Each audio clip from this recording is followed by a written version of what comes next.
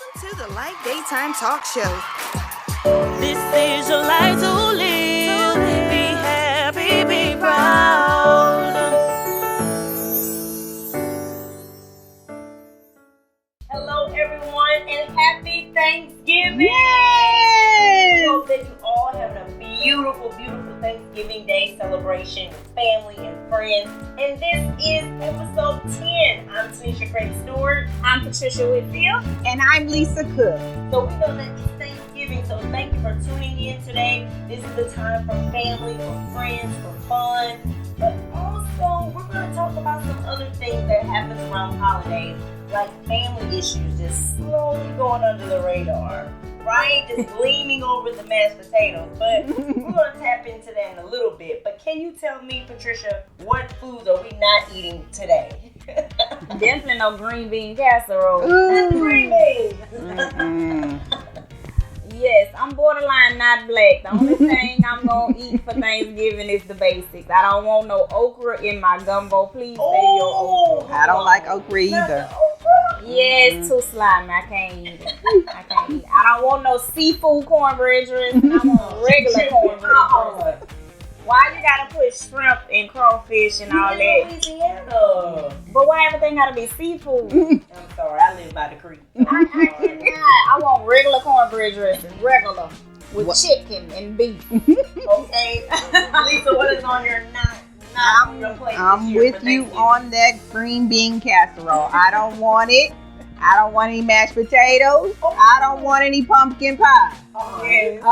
Yeah. You and I see you were friends. What you mean? No, I can't do the pumpkin pie. It has to be sweet potato. Yeah. I eat them all. Oh, Pumpkin, pecan, sweet potato.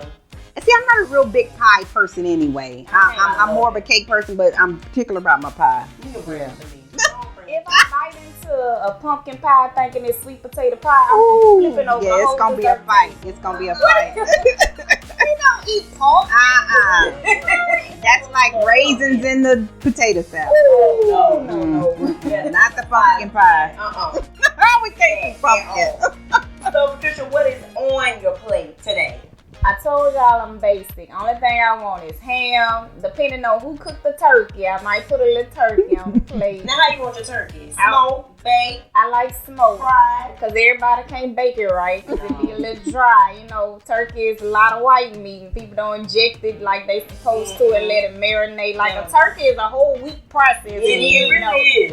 And everybody don't do that. So I just want a little turkey. Like I said, depending on who cooked it. I want ham, macaroni and cheese, sweet potatoes, cornbread dressing, and depending on what vegetables they cook. And I don't want the seafood cornbread dressing. So sister, don't cook that seafood cornbread dressing this year. Lisa, what is on your plate today? I'm pretty basic too. The usual stuff. I prefer fried turkey. My husband fries turkeys. They are delicious. But growing up, I never ate the turkey until the day after, like on a sandwich or something. Yeah, I would eat the ham or whatever other meat. But I just the basics. And then I have a sister-in-law that every year she'll come up with some recipe, and she'll do like the crawfish, dressing. Yes. Or one year she made these things. My kids will not let her live that down to this day. But they were like made out of cereal, some kind of little balls or something they used to eat when they were younger. My kids were like, I am not having. Yeah, she always does like a dessert or some kind of, entree or something. It's funny. Yeah, we look forward to her new stuff because we're going to either axe it or give it the thumbs up. So let us know in the comments what you have on your plate today and what you didn't have on your plate today. So, Patricia, I heard you say sweet potatoes. Now, where I'm from, we say candy yam. So, is there a difference? Do we need to do a versus battle? What we saying right now? Yes, sweet potatoes is more like a mashed potato. It's more mashed with, the cinnamon, the nutmeg, the brown sugar.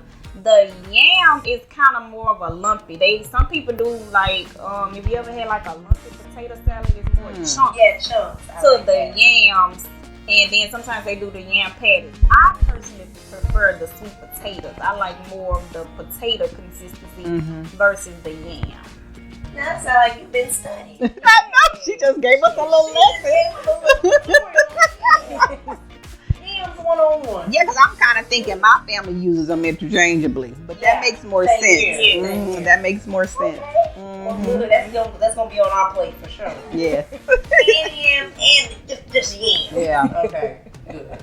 We know it's Thanksgiving time, so they have all these crazy memes that come out. Here is a look at some of our memes that we are going to discuss. No need to post your Thanksgiving food. We're all eating the same thing. He is so right. He is so right, because I get tired of Facebook. Everybody talking about, yeah, we had macaroni and cheese. I mean, unless it's something just out there different, you don't need to say it. We all had the same thing. We all had the same dressing, the same turkey, the same yams, and the sweet potatoes. We all had it all. Give me something different. Because it's like yams on the time. I beg to differ. Because you can post a picture, because y'all know everybody's food don't look the same. Presentation Is everything. The macaroni might look dry. Them sweet potatoes don't look like they got no sugar. I beg to differ. Oh my goodness. I'm posting them macaroni. That's a pet peeve of mine. That's a pet peeve of mine, for people to post their plate. And I have a lot of friends that do it, and I'm just like, girl, we don't need to see that. But I know.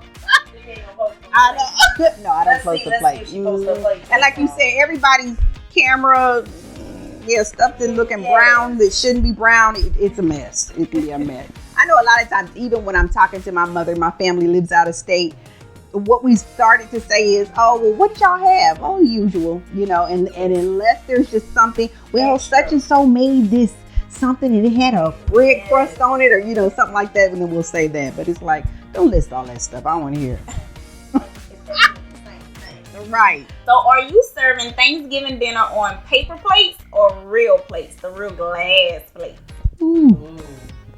That's an easy no-brainer in our family. Definitely paper plates. It might be from Dollar Tree plates, okay? Walmart, Family Dollar. We are throwing it away. Now, there was a point, I do remember, we used to really use real dishes a while ago. I do remember that. But now, because ain't nobody trying to do them dishes. Ain't nobody trying to wash nothing, okay? So my plate will not be fancy. It's gonna be straight paper. Now I might do the Chinese. Come on, Chinese. Because it's Thanksgiving, I might do the Chinese, but I definitely paper. Yes, definitely paper in my house, because you think I'm finna cook and wash it? Nah, it ain't happening. Paper. Saying no to that. Yeah. I think that's a given in most households. Quickest way to pick a fight on Thanksgiving. That drives me crazy. And my husband, and don't cut the cornbread wrong, don't cut the cake wrong, don't cut the pie wrong. Everything, because I'll start it, in just like a little nice triangle, and get it started, and then my family will come, and I just wanted an edge. If you just want an edge, then you cut your full piece and you take it off of that, or I don't know. It just drives me crazy. Right. She got lady papers. I don't want no pie after that. I don't want no cake. I can't stand that. That's what they talking about. I go in there, I get the little crust, and if it's a little piece that look a little delicious, I'm going cutting right. That's me. I'm guilty. So I don't think I can come over. Yeah, I don't care how it looks. That's my husband. My husband is Miss Lisa. That's why I don't cut the cake on birthdays. I don't cut pies. Because I just be, okay, here you go. You want a piece? I'm just slicing. Going down the same Exactly. But he be like, that's ugly. Why you cutting it like that? I use a spoon, me. Baby, look, if the pie is good, I'm sorry. If the pie is good, I'm using the spoon. Tanisha, and that's the next day question for me. I'm like, who's been in this cake? And everybody's like, oh. Oh, goodness. Funny. We wish you a Merry Christmas. It's November. That is so true. We just skip over Thanksgiving. Actually, in our neighborhood, it went from Halloween. The next day was Santa on the porch. I said, wait, whatever. It literally went from the scarecrow to Santa, and so much of our culture just skips over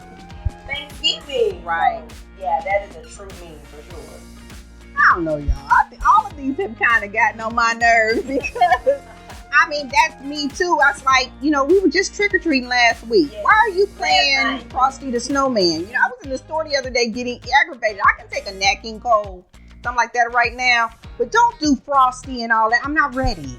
I'm not ready. And they're skipping Thanksgiving, and it's my favorite holiday. Oh, okay. Now, see, I'm different. I'm ready to put the Christmas tree up. People have their Christmas tree up. But let me say, I changed my life. Because, see, every year I'm normally putting the Christmas tree up December 20th. So I said this year, I'm trying to be better with myself. So I was like, I'm ready to put the tree up. I have all the decorations. I'm doing good this year. Those two. Yeah, zip up, zip out tree. Just zip it up and you come out and zip it down.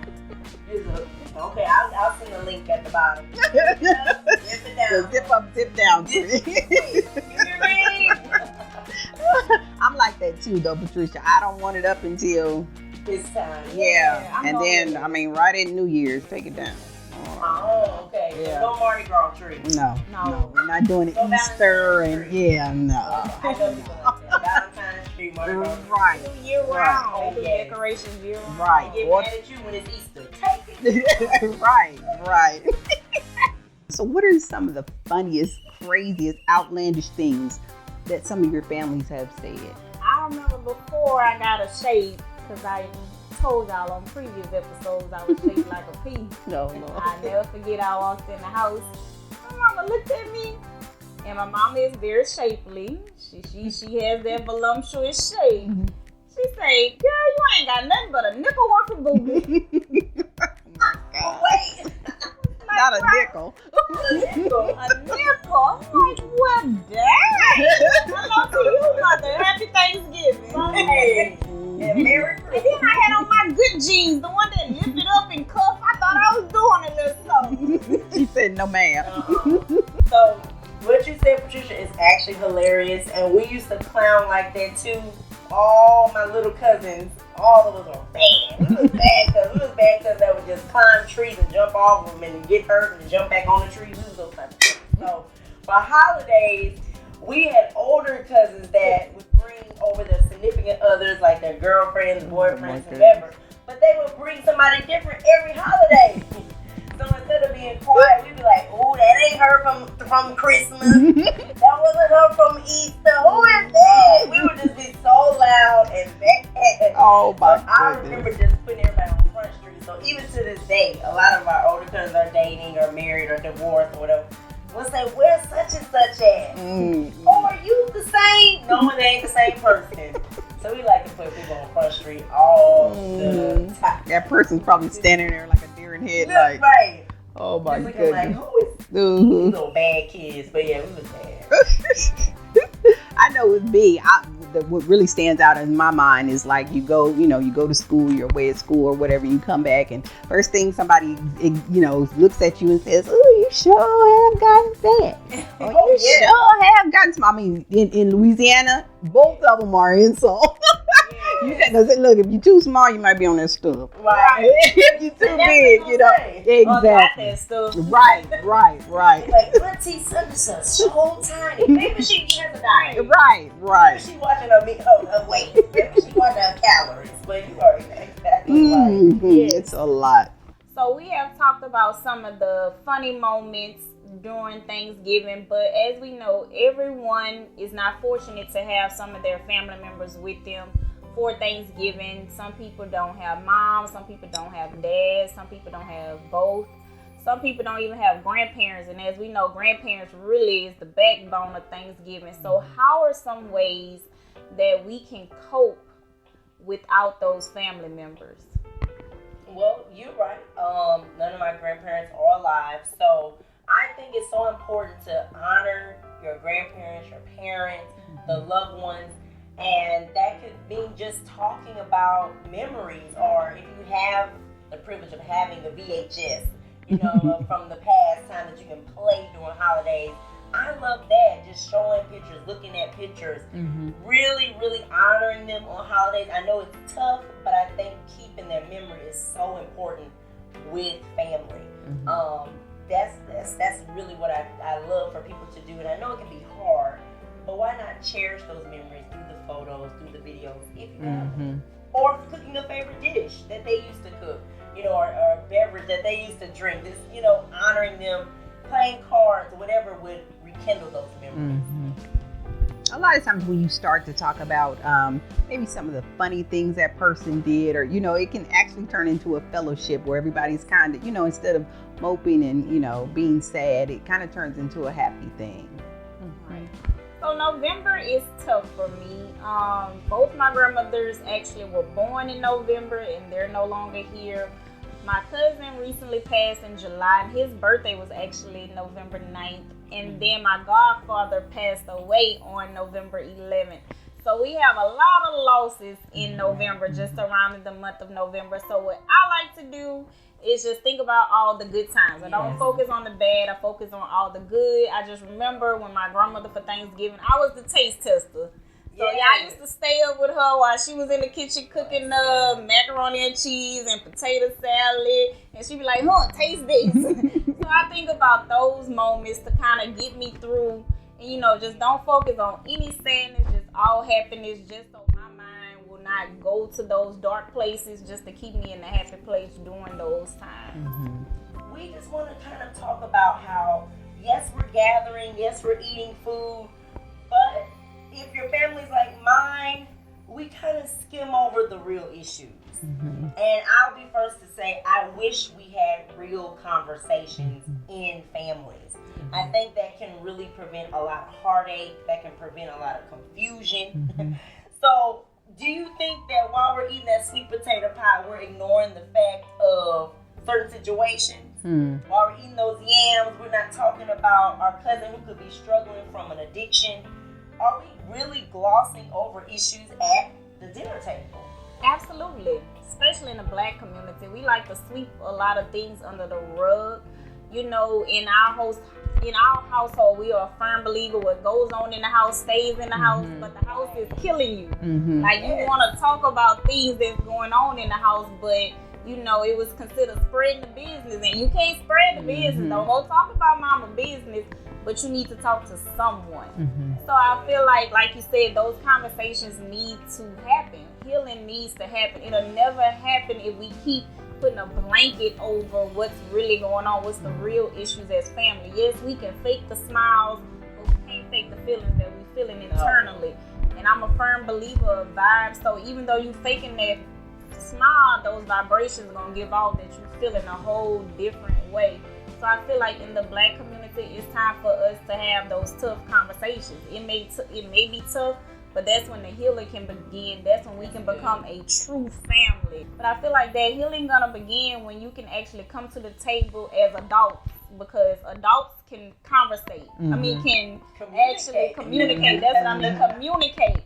Children can't communicate and admit that they're wrong. So when you recognize that you're an adult and you can communicate effectively, and then as humans, we listen to respond, not to actually understand. We listen to, okay, I'm going to respond to this, but not understand where the other person is coming from. So when you are having those conversations, try to understand their viewpoint from that situation as well. And I feel like that's when the forgiveness and the healing can take place. And I'll just say this, my challenge, my advice is to be whole. We want families healthy, we want families united, and we don't come from perfect families. But think about, like Patricia just said, people are losing their lives from illness, from sickness. If the pandemic didn't show you anything, it doesn't matter your age, your race, your gender. We need to take time to heal, to forgive. So even in this holiday season, if you know there's a family member that you haven't heard from, reach out. A lot of times we don't reach out because, oh, she mad at me, so I'm not going to reach out to her. So I think it's time out to really, really appreciate our families that are still here, that we can still pick up the phone, we can still send a text. But even if you live far, because my family's kind of scattered all over as well, there's no excuse.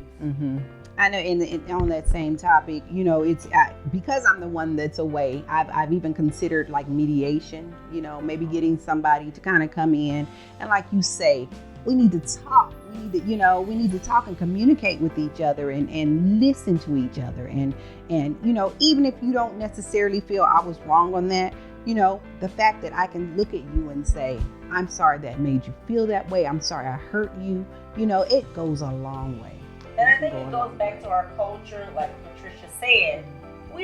I didn't grow up in a family where we talk openly. Right. I grew up in a family that was very, this is what mom said, that's it. This is what dad said, that's it. This is what the husband said, that's it. So times have changed. Our young people have opinions. Yeah. And we have to respect those opinions. And I think as a culture, we have to have that open door policy. So if you don't think you can handle it, I agree with the mediator. Hire someone to come in and really facilitate the conversation. But just culturally, we didn't talk about things. We would just see people hurting over the years. They would still come to Thanksgiving, but they would be hurting or come with a new person every Thanksgiving. It's funny, but it's not, And so really tackling issues and showing that you care.